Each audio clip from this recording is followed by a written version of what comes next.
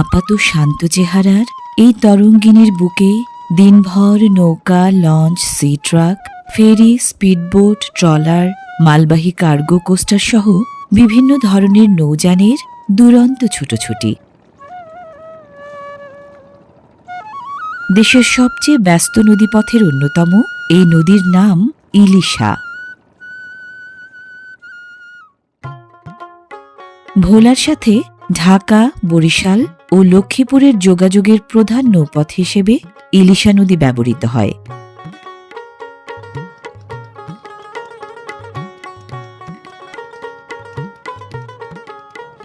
প্রমত্তা মেঘনার ডান তীর থেকে জন্ম, এ কারণে হয়তো জন্ম নদীর মতোই ভাঙনপ্রবণ চরিত্র এর।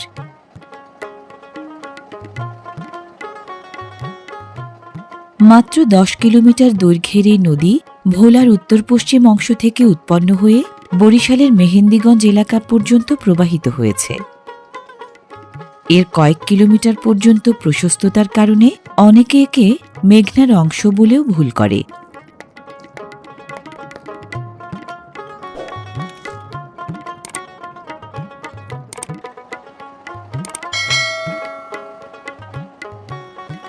নদীর প্রতি রয়েছে তট সন্তানদের অগাধ আস্থা। মাতৃকোলের দোলায় দুলে নিরাপদ টুকরো ঘুমের এই আয়োজন যেন সে কথাই বলে। যদিও ইলিশার সর্বনাশা ভাঙন এখানকার বহু মানুষকে পথে বসিয়েছে, তবুও এটিই তাদের বেঁচে থাকার রসদ যোগায়।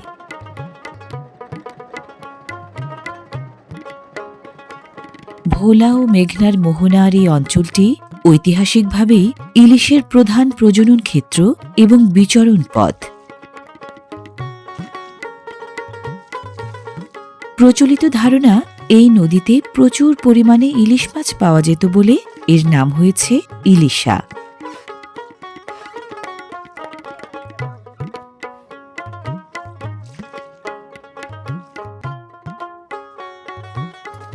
এ নদীর রূপালী ইলিশ এখানকার হাজারো জলজীবী পরিবারের অন্নের একমাত্র সংস্থান।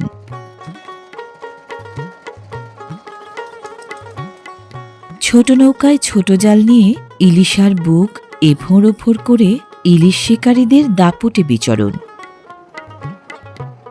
ইলিশ মাছ ধরার এসব দৃশ্য যেমন নান্দনিক, তেমনি জেলেদের এক কঠিন জীবনযুদ্ধের প্রতিচ্ছবি।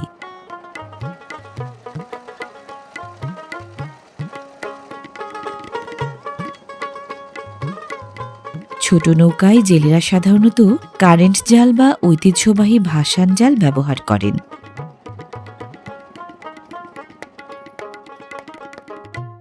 গণেশপুরা নদীর সাথে মিশে কিছুদূর গিয়ে তেঁতুলিয়া পরিচিতি নিয়ে বাকেরগঞ্জ, বাউফল ও গলাচিপার পাশ দিয়ে বঙ্গোপসাগরে গিয়ে পড়েছে ইলিশা।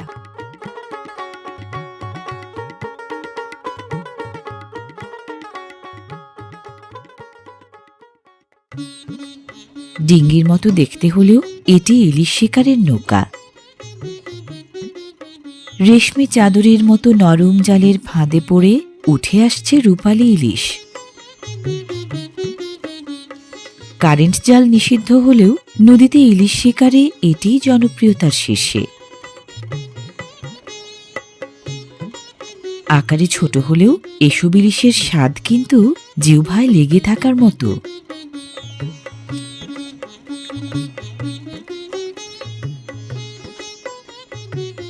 জীবন্ত ইলিশ অত্যন্ত দ্রুতগামী মাছ।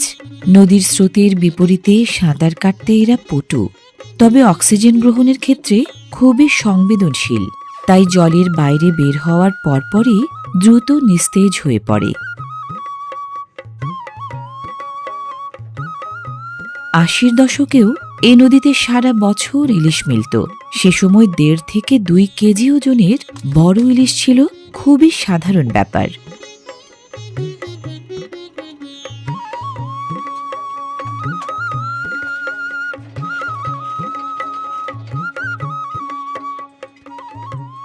ইলিশায় ইলিশ ছাড়াও বিভিন্ন প্রজাতির মাছ মেলে। এর মধ্যে ধূসর, বাইলা বা বেলে মাছ অন্যতম। বাংলাদেশের উপকূলীয় অঞ্চল, বিশেষ করে নোয়াখালী, লক্ষ্মীপুর, বরিশাল এবং ভোলা এলাকায় অত্যন্ত জনপ্রিয় এই বাইলা মাছ। এতে প্রচুর পরিমাণে ক্যালসিয়াম, ফসফরাস এবং আয়োডিন থাকে। প্রোটিনেরও খুব ভালো উৎস এটি। ভোর থেকে ইলিশার বুকে জেলেদের কর্মচাঞ্চল্য শুরু হয়, চলে সন্ধ্যা, এমনকি রাত ভর। এ নদীর পাড় ঘেঁষে মাইলের পর মাইল বিস্তৃত সুপারি বাগান। যদিও নদীর তীব্র স্রোতে প্রতি বছর বহু সুপারি বাগান বিলীন হয়ে যায়।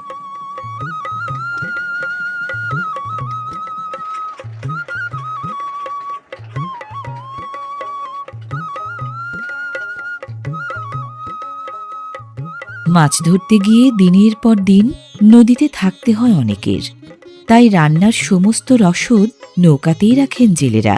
রান্নাতেও হাত পাকানো তাদের।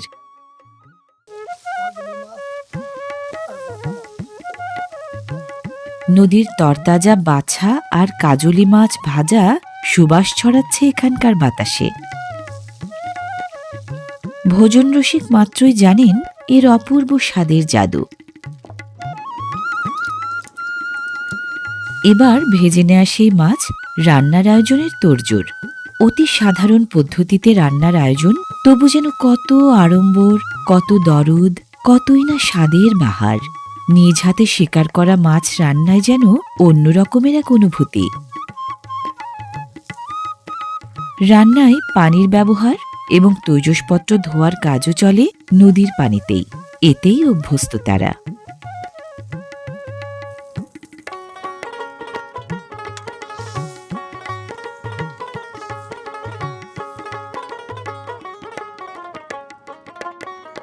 রান্নায় তেল মশলার ব্যবহারও খুব সামান্য। ব্যাকরণের সামান্য হেরফের হলেও নিয়ম মেনেই রান্না চলে।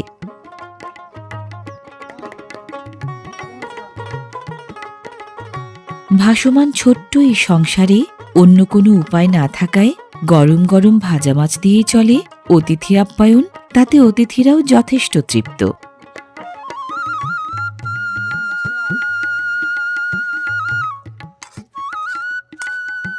ইলিশার জলের ধাক্কায় ছোট্ট নৌকায় দুলে দুলে রান্না চলে, যেন দোদুল দোলায় চেপে চড়ুই ভাতে। ছোট ছোট লঞ্চ ভাড়া করে পর্যটকরা এ মৌসুমে এ অঞ্চলের বিভিন্ন চরে বনভোজন করে থাকেন।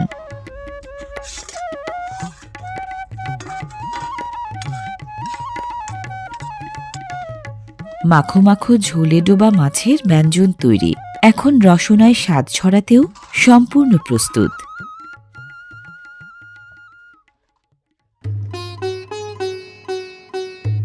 শান্ত স্নিগ্ধ রূপের আড়ালে ইলিশার যে এক ভয়ঙ্কর সত্তা রয়েছে, বর্ষা না এলে তা বোঝা দেয়।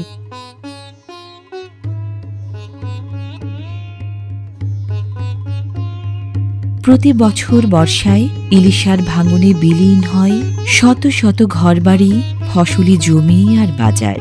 পাড় সংলগ্ন মানুষের কাছে এই নদী তখন হয়ে ওঠে এক আতঙ্কের নাম।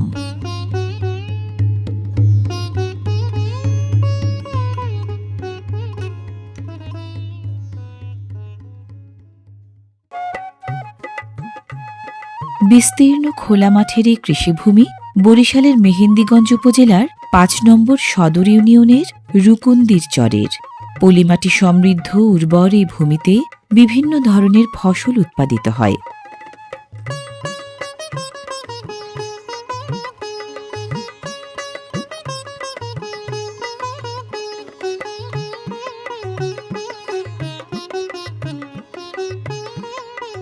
ইলিশা ও মেঘনার পলি মিশ্রিত রুকুন্দির চরের বেলে দোআঁশ মাটি তরমুজ চাষের জন্য অত্যন্ত উপযোগী।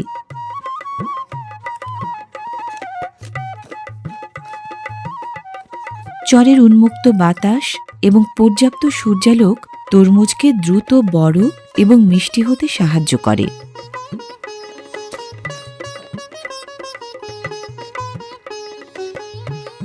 রুকুন্দির চরে উৎপাদিত তরমুজ লঞ্চযোগে সরাসরি ঢাকা, চট্টগ্রাম ও বরিশালের বাজারে চলে যায়।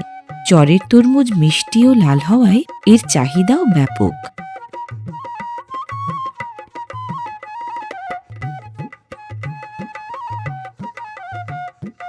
তরমুজ সহ বিভিন্ন ফসল ফলাতে কৃষকরা কয়েক মাসের জন্য অস্থায়ীভাবে চরে বসবাস করেন। সেজন্য নিজেদের জন্য খাবার এবং ফসলের জন্য কীটনাশক ও সারের পর্যাপ্ত সঞ্চয় রাখা হয়।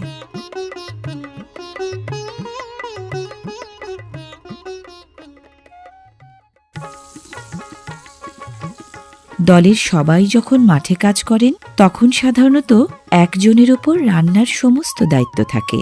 তার মূল কাজই হয় সবার জন্য 3 বেলা খাবারের ব্যবস্থা করা।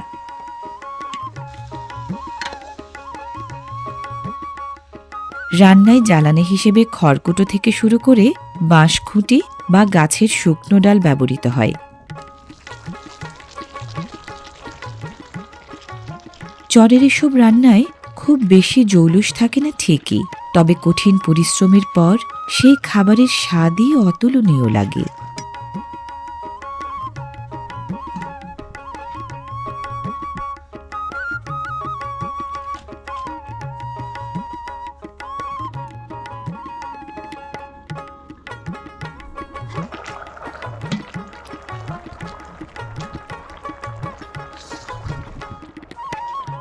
এতক্ষণে তরকারিতে রং ধরেছে। এবার তাতে সংযুক্ত করা হলো আগে থেকে জাল করে রাখা ইলিশার টাটকা খোকা ইলিশের টুকরো। নিঃসন্দেহে এবার তরকারির স্বাদ বেড়ে যাবে বহুগুণ।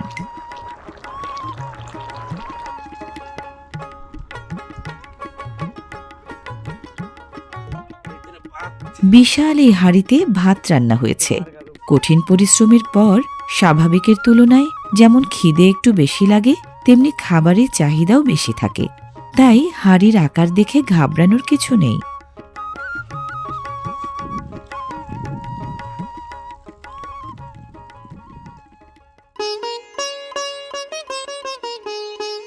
অস্থায়ী কৃষক ছাড়াও এই চরে অনেকেই স্থায়ীভাবে বসবাস করেন, তবে তাদের সংখ্যা নিতান্তই কম।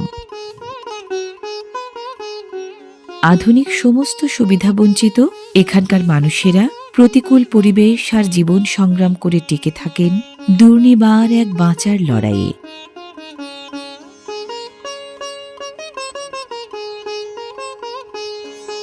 কৃষি, মাছ ধরা এবং পশুপালনই তাদের মূল পেশা।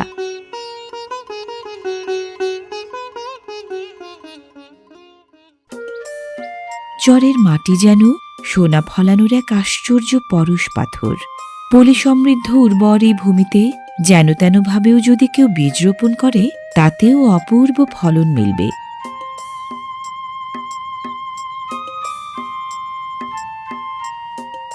একটু যত্ন পেলে যেন দুহাত ভরে ফসলের ডালে সাজিয়ে দেয় এখানকার মাটি। অকৃপণ হস্তে সাজিয়ে তোলে মিষ্টি কুমড়া, টমেটো বা কচি লাউয়ের সমৃদ্ধ বাথান।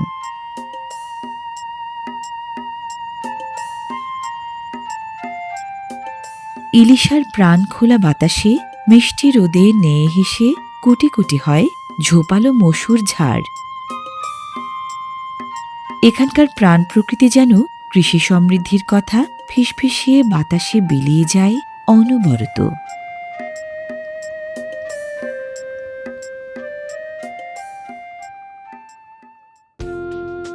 এ নদী এক পারে যেমন কেড়ে নিয়েছে, তেমনি অন্য পার সাজিয়েছে অপার অকৃপণতায়।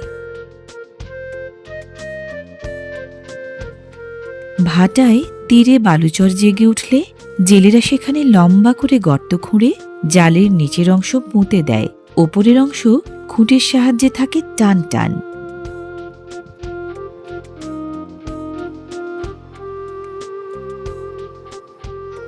জোয়ারে জাল উপচে পানি যখন তীর ছুঁয়ে যায় তখন তার সাথে বিভিন্ন জাতের মাছও থাকে।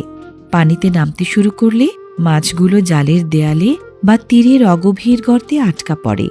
জোয়ার ভাটার চক্রকে কাজে লাগিয়ে মাছ ধরার এই কৌশল খুঁটি জাল পদ্ধতি নামে পরিচিত।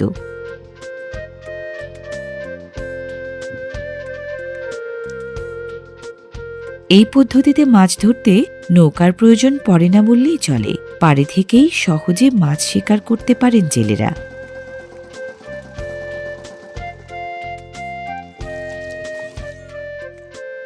সাধারণত এই পদ্ধতিতে ছোট চিংড়ি, বেলে, তাপসী এবং ছোট ইলিশ ধরা পড়ে। রুকুন্দির চরের কৃষকরাও রান্নার জন্য খুঁটি জাল থেকে পাওয়া টাটকা মাছ সংগ্রহ করেন।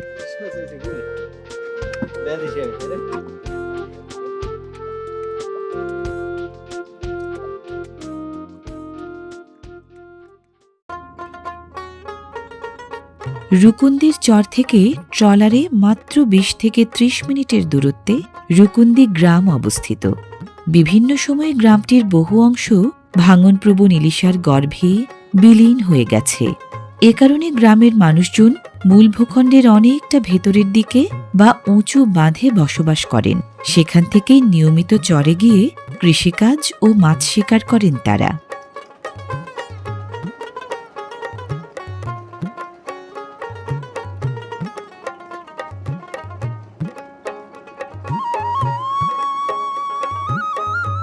রুকুন্দির চর থেকে গ্রাম বা গ্রাম থেকে চরে যেতে হলে ইলিশা নদী পার হতে হয়। রুকুন্দির গ্রামটি প্রশাসনিকভাবে বরিশাল জেলার মেহেন্দিগঞ্জ উপজেলার অন্তর্ভুক্ত হলেও এখানকার মানুষের জীবন জীবিকা ভোলার ইলিশ ঘাটের সাথেই বেশি যুক্ত।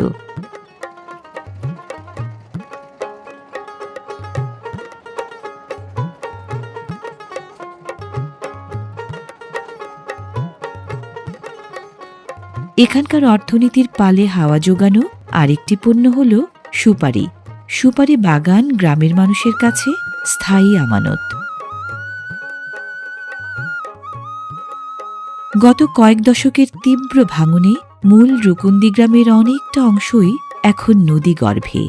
নদী একদিকে যেমন গ্রামটিকে ভেঙেছে, অন্যদিকে গড়ে তুলেছে রুকুন্দির চর।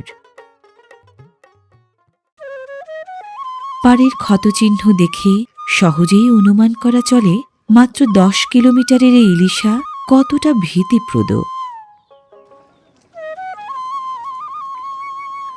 তবুও নতুনত্বের স্বপ্ন দেখে, তবুও আশায় বুক বাঁধে, তবুও বেঁচে থাকার লড়াই চালিয়ে যায় এ অঞ্চলের লড়াকু মানুষেরা। পরন্তু শীতের কর্কশ কারুকার্যে ঘনত্ব কমে গিয়ে ফ্যাকাশে সবুজ বর্ণ ধারণ করেছে উপকূলের বৃক্ষরাজি। এই জনপদ মেহেন্দিগঞ্জের রুকুন্দি গ্রামের। বিদায়ী শীতের কড়ামিঠে রোদে পিঠ হেলিয়ে নতুন কাঁথায় ফোর দেগে চলেছেন এই গৃহবধূ।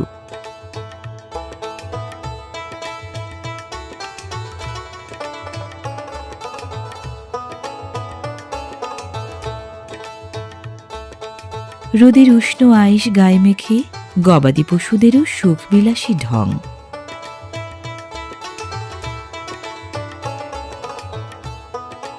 কেবল চরেই নয়, রুকুন্দি গ্রামেও শাকসবজির চাষাবাদ করেন এখানকার কৃষকরা।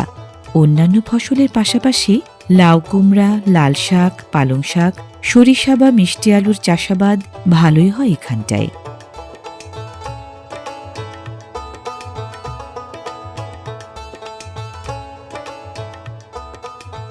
লকলকে ডগার এই টাটকা খেসারির শাক যেন এক অমৃতের নাম।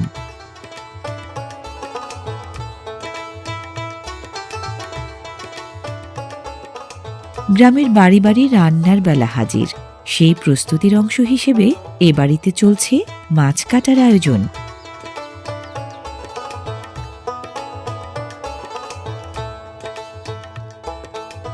ইলিশ যেন এখানকার একটি নিত্য অনুষঙ্গ। আকৃতিতে ছোট হলেও নিঃসন্দেহে এটি ইলিশা নদীরই ইলিশ।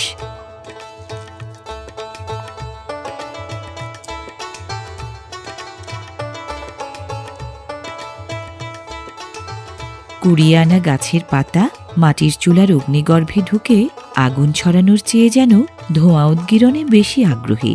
তবে নাছোড়বান্দা গৃহবধূর কাছে জেদে হেরে গিয়ে ধোঁয়া ছেড়ে ঠিকই আগুন বিলাতে হয় তাদের। শুকনো পাতা দিয়ে রান্না দেখতে যতটা নান্দনিক, রাঁধুনির জন্য তা ততটাই ঝক্কির কাজ।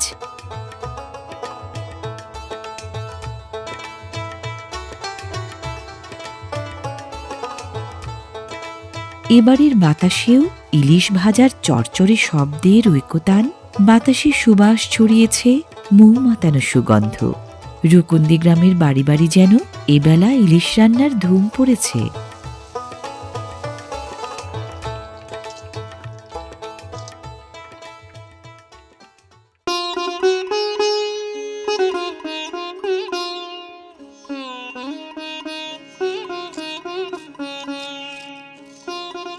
এই দুর্বাঘাস গবাদি পশুর প্রিয় খাবারের একটি। মাটি কামড়ে থাকে বলে মাটির খানিকটা গভীরে কাঁচি চালিয়ে এটি সংগ্রহ করতে হয়।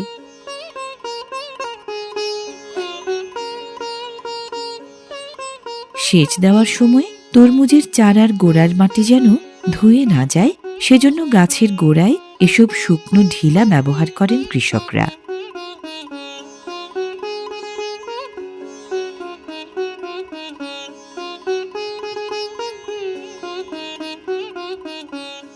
রুকুন্দি গ্রামের মানুষের কাছে ইলিশা নদী কেবল একটি জলধারাই নয়, বরং তাদের অস্তিত্বের ধমনী।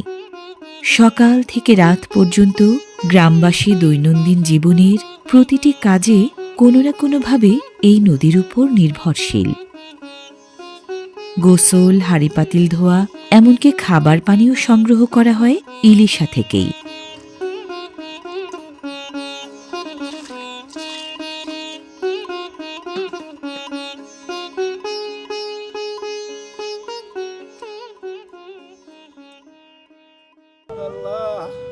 ইলিশার ভাঙনে হয়তো তাদের চোখের সামনেই বিলীন হয়ে গেছে শৈশব, তারুণ্য আর বাপ দাদার ভিটে মাটি। নদীর কোথায় কোন অংশে ছিল সেসব হারানো সময়, সেটি হাতড়ে বেড়ান গ্রামবাসীদের অনেকে।